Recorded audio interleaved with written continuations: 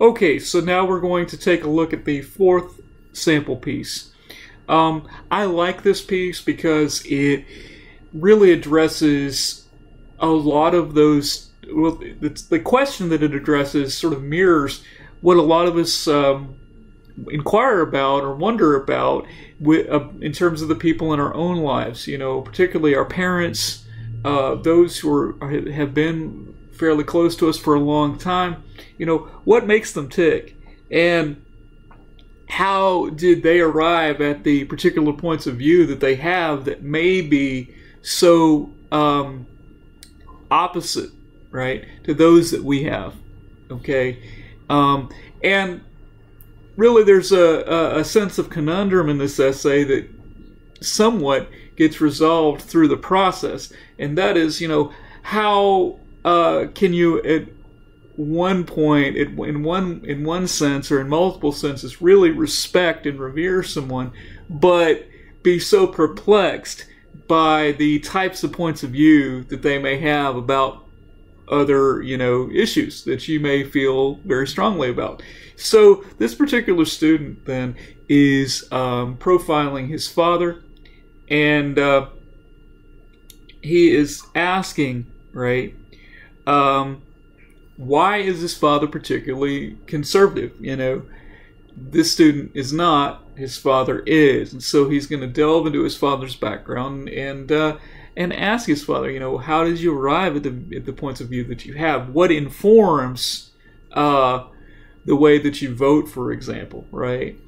So he begins by giving us some background on his father, and sort of setting the stage. Then we get into his father's accomplishments, which are many, right? His father's kind of starting at a disadvantaged position, and as an immigrant, and then you know, works his way up, makes a lot of accomplishments, kind of bears down and works.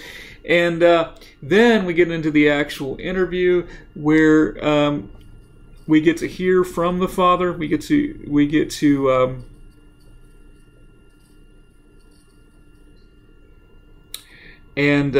again, we sort of have the play-by-play here, and then we get into the reflective aspects where the student really begins to think about what his father said and how that then gives him a new perspective on his relationship with his father, okay, and on who his father is.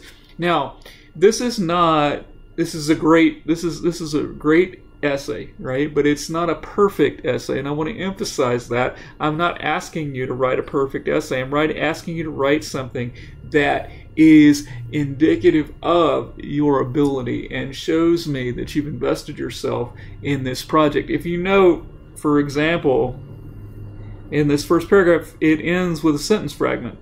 Okay, this statement here is a sentence fragment. All right.